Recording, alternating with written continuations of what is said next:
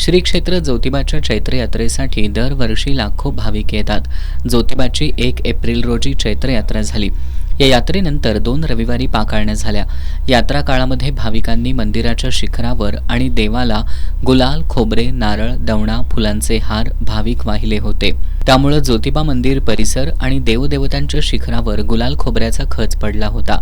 त्यामुळे आज स्वच्छता मोहिमेची सुरुवात कोल्हापूर महानगरपालिकेचे माजी नगरसेवक मधुकर रामाणे, देवस्थान समिती सचिव शिवराज नायकवडी, व्यवस्थापक धैर्यशील तिवले, कळंब्याचे माजी सरपंच सागर भोगम, रवींद्र मोरे, अमर रामाणे, दीपक माने, युवराज चौगले, याशीन पैलवान, संजय सोनवणे, संजय कांबळे, संतोष वैद्य यांच्या हस्ते सुरुवात करण्यात आली.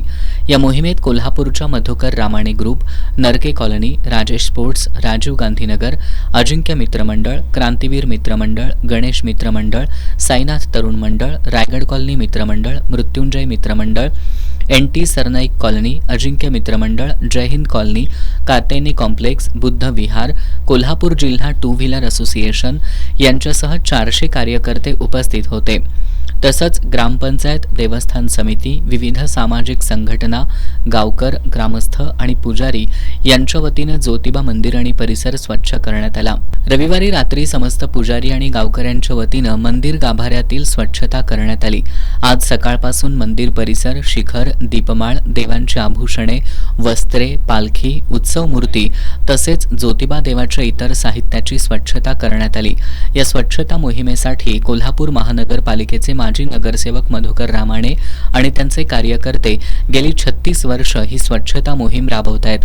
कोल्हापूर महानगरपालिका, तात्यासाहेब कोरे वारणा सहकारी साखर कारखाना, पन्हाळा नगर परिषद यांच्याकडून पाण्याचे बंब उपलब्ध करून देण्यात आले होते. कार्यकर्त्यांनी शिखरावर, दीपमाळांवर आणि परिसरात पाण्याची फवारणी करून गुलाल धुवून काढला.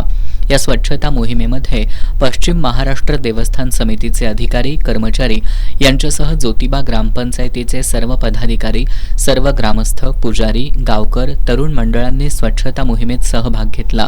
दर्शनासाठी मंदिर बंद ठेवल्यानं भाविकांनी दक्षिण दरवाजाच्या बाहेरूनच मुखदर्शन घेतलं.